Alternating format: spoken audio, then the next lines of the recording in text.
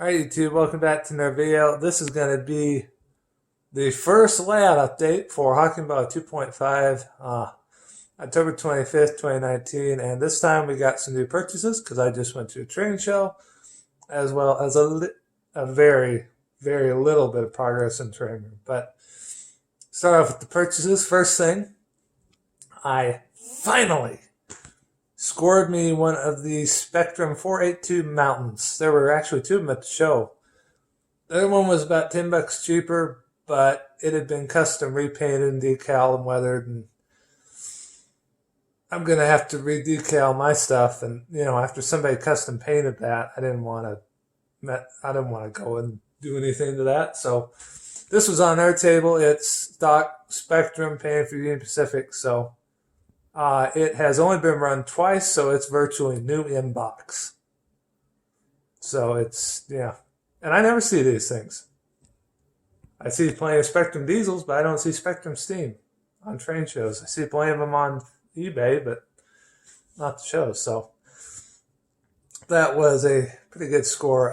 Paid $130 cash for it, something like that, which is pretty good. And it is straight DC for now, but yeah, that's fine. I can convert it later. Point is, I snagged one of them while I could. So anyways, to go along with that, this is a combination of stuff. So, two things actually. But the rest of the stuff I got from the show. A couple of the Caboose Industries ground throw. These are actually the taller ones that actually rotate. So they got the target stands and everything else and whatnot. Some Ear Mountain 33-inch wheel sets. Two of the older Roundhouse 40-foot 3-bay rib coal hoppers. These are the same ones that Atherin redid the tooling on, and they have them under the RTR. So the RTR cars, these are the originals. They just redid the Intermountain tooling, which, you still got the metal underframe plastic wheels, but yeah. I need a lot of coal hoppers. I can worry about fine details later. And obviously Seaboard, and this is an Illinois Central. They'll get repainted and re-decaled eventually, as long as the numbers aren't confused so I can use them with jammer operations. That's the big thing for now. So that's what I picked up from the show. What I got in an order from Micromark. Hallelujah. A nice soldering station. And this is, a nice one. You got temperature controlled, you got a coil, and you got a sponge there. So I'm really glad to have this thing. I got a pack of the micro connectors. This is going to go in my Union Pacific Dash 9 along with a new sound decoder and the speaker I picked up. Got a Digitrax LNY because, to make a long story short, I've got an old tablet. I've got an old tablet of Mom's, and there's two more tablets that Mom and Dad were going to use. They never used, still haven't used. So I'm like, gee, why not use them for throttles? So I get 4 throttles, and then on top of that, I still got my UR radio utility throttle. I got the tethered throttle for the yard, and then of course the DT400 that came with the Super Chief I bought off of one of the local train guys. So that's a pretty good amount of throttles. And I'm probably not going to have more than 3 people in there at a time. So throttles, I'm good. But other thing I picked up, well, actually, there's one thing in the layout. I picked up 2 DS64s from a gentleman who had them on the local Facebook marketplace. So will refrain from mentioning his name, but wonderful guy. I go over there. It's not just not just the DS64s. There's a whole boatload of stuff. So he was gracious enough to give me first dibs. Thank you very much, man. If you're watching this, you know who you are. But so yeah, look for some more stuff from over there in the future. Because once we get the room cleared out, I get to the point where I need the LocoNet cable and the tools, and I have the space for them. I'm going to be going over and picking them up. So. Picked up those two there, installed them in the layout. Otherwise, I would show them to you. And then the last thing from Micromark I ordered was the truckling set. So You've got a couple of radius tools in here. You've got a valve spreader, which, yeah, I don't know if I'll use. But you've also got the track gang tool and the soldering tool. Those two I'm going to use a lot. I can already tell you that right now. So, and there is, well, right there's one of those plastic track gauges. So, anyways, that is the purchases. Let's go in and have a look at what's new on the layout. All right, so coming in the train room, not too much has changed in here. Some of the boxes are out there, and that's because I am getting ready to get the 4x8 set up. The clip you just saw is about a week and a half old, and I went to edit this video and I realized I had deleted the other half, the other clip I was going to use, so I'm refilming it. Yay. Anyways, so that's the purchases. The thing I've been doing is going around, and basically I went through and got these two halves, this half, and you can't see it hardly, but that half ready to go. They are basically ready to get put up on the legs and get them put back together, and I've just been like doing stuff like putting the toggles in and which side has it? That side don't have it. The toggles to line the turnouts, the plug ports for the throttles and throttle pockets, and getting the extension cord ends tweaked and the toggle switches and getting them all wired up and everything. Those are DS64s I bought off of that guy. I haven't plugged them in yet. I'm not too worried about that. I can run them off of toggles for now. I don't have to have that. I will eventually. That way I can line the turnouts from the throttles and my phone. But that's not as high on the priority list. So I've been pecking away at that. That's taken the most. Well, that's literally all I've been doing. Other thing I've been doing is we got the legs assembled. I had a couple friends of mine come over and help me work on this thing. This is a Y because it's at the end. And then I've got two other legs. These are basically the old legs that I've pried apart, and you can see where there's glue and stuff left. But pried them apart and then basically made an H. So the way this is meant, this goes under, well, here, we'll do this. This is basically going to go, if I can hold this and the phone at the same time, basically going to go like that. And then that slot right there on the left will be where the frame for the other section slides in. So this will go like that, the frames will slide in, and then I'm just going to run a big old long bolt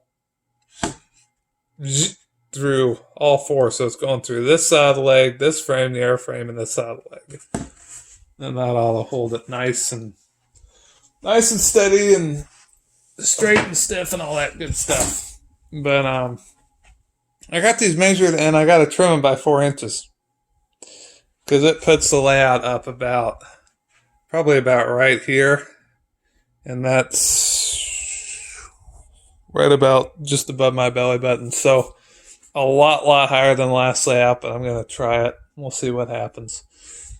So I would have had this up on the legs yesterday, except it's miserable and rainy outside, and it ain't going to be sunny till Friday. So in the meantime, the other thing I've been tackling is I have been starting to work on these staging yard sections. So originally on the old layout, if you'll remember, if you were standing in the corner, then the 4x8 would have been right here with the turn back loop on that end of that section facing you right here. And then this was mainline in the back. It curved.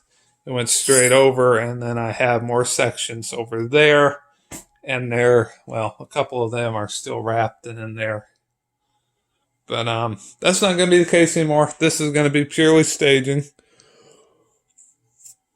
And this is out of the setup I'm going to build here.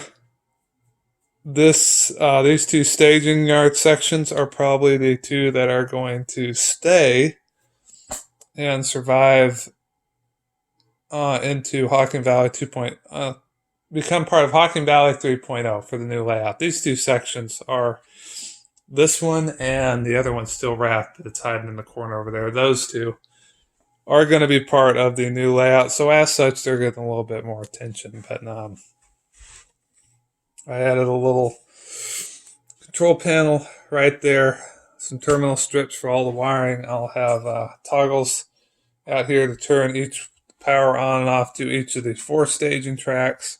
I'll have a plug port there I got to get from that guy. I got to pick them up, and the cables, the local net cable, but that'll go there. I've got a router I can use to router this out. So that's that. And the other big thing, I'm not going to flip it over because I have stuff sitting on it, but I have been redoing the wiring. So the thick red and the black right there are power coming in, and then these two right there, red and the white. The white is the same as the black, so this is common for the staging tracks. This is the control rail, and basically this comes from the terminal strip over there, goes through the toggle switch and then to the track, and that way when you flip the toggle switch to off, because the power of this wire interrupts the track circuit and it turns track power off. So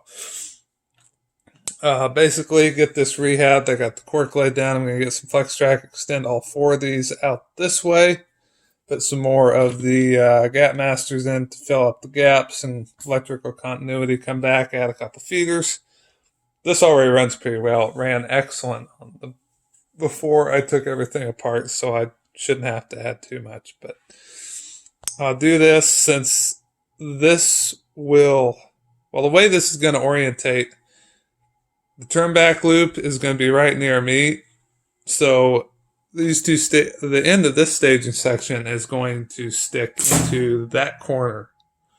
And then you'll have the second section there. Well, let's see. You'll have second. Golly dog, I can't talk. You will have the second section. First section there, second section there. And then you'll have obviously a connector that'll loop around over the workbench, and then you'll have the halves of the 4x8 right here. That's for now. When I get around to the new layout, these 2 staging sections are probably going to go here, actually. So both of them will go here. I might have to end up reworking the ladder on the other one, because for now it works with the design. If I connected it up to this, well, if I connected it up to this, it connects into this end right here, and the ladder would be over here. I don't want that. I want it straight. So when I get to the new layout, I'm probably going to make that the stub-ended, and then I'll add an earth section on here and actually put the actual ladder on here. So anyways, that's basically all I've been up to. The legs, 3 big things. But that's the gist of it. I'm probably going to get the 4x8 up by the time I start school again. Ready to go. Might have these on legs, but these will not be ready to go. It's gonna take a little while, but having the 4x8 up and running trains on that is better than nothing. So it is what it is. In any event, as always, thank you guys for watching. Don't forget to comment, like, subscribe. Remember, when you click that bell icon, you'll get notified whenever I upload videos like this one. So everybody take care. God bless. Thank you for watching, and I'll see you on the next video.